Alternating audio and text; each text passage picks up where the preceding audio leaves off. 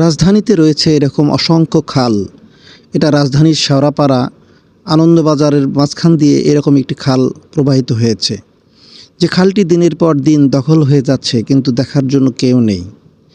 দুপাশে মাটি ফেলে কিংবা ময়লার আবর্জনা ফেলে ধীরে ধীরে ধীরে ধীরে খালটিকে চাপিয়ে আনা হয়েছে এবং ময়লা আবর্জনা এবং দুর্গন্ধময় পানির গন্ধে আশেপাশের এলাকার মানুষ অতিষ্ঠ।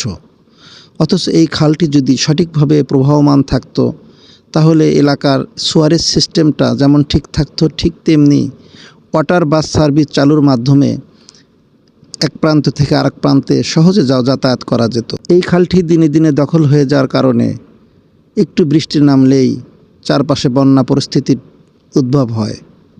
মনে হয় যে বন্যার পানিতে ভাসছে ঢাকা মহানগর। অথচ এই খালগুলি যদি সঠিকভাবে পরিচ্ছন্ন থাকতো কিংবা দখলমুক্ত থাকতো, তাহলে কিন্তু এই ধরনের সমস্যা তৈরি হতো না। এটা শুধু রাজধানীর শেওড়াপাড়া বা কাজীপাড়ার দৃশ্য নয়, এটা পুরো ঢাকা মহানগরীর দৃশ্য। সব জায়গায় অসংখ্য খাল বিল সমৃদ্ধ ঢাকা মহানগরীর সবগুলো খাল আজ দখল হয়ে গিয়েছে। কোনো কোনো তো খালের অস্তিত্বই নেই। তাই দ্রুততার সাথে এই খালগুলো দখলমুক্ত করা প্রয়োজন। কোনো কোনো জায়গায় উদ্যোগ দেখা গেলেও যখন উদ্যোগ নেওয়া হয় তখন খুব ঢাকঢোল পিটিয়ে দেখা যায় যে খাল দখলমুক্ত করা হচ্ছে, কিন্তু অবস্থা দৃষ্টি বোঝা যায় যে এটা শুধু আইওয়াশ মাত্র। পরক্ষণেই আবার দখলবাজরা এসে তাদের ক্ষমতার জানান দিয়ে যায়, আর তাই কখনোই খাল দখলমুক্ত হয় না। রাজধানীর এই খালগুলো দখলমুক্ত করতে পারলে রাজধানীর পরিবেশ পরিবর্তন হয়ে যাবে।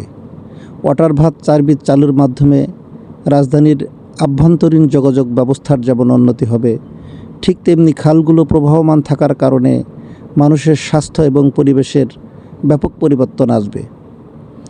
তাই এই খালগুলো দখলমুক্ত করতে সরকারের কঠোর পদক্ষেপ নেওয়া প্রয়োজন। প্রথমেই প্রয়োজন হলো দখলবাজদের চিহ্নিত করে হয় উচ্ছেদ করা, নতুবা তাদের কার্যক্রম বন্ধ করার প্রয়োজনে ব্যবস্থা গ্রহণ করা।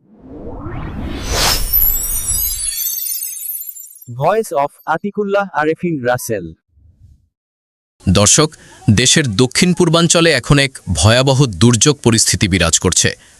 টানা ভারী বর্ষণ ও পাহাড়ি ঢলে চট্টগ্রাম এবং বান্দরবানের বিস্তীর্ণ এলাকা পানির নিচে তলিয়ে গেছে।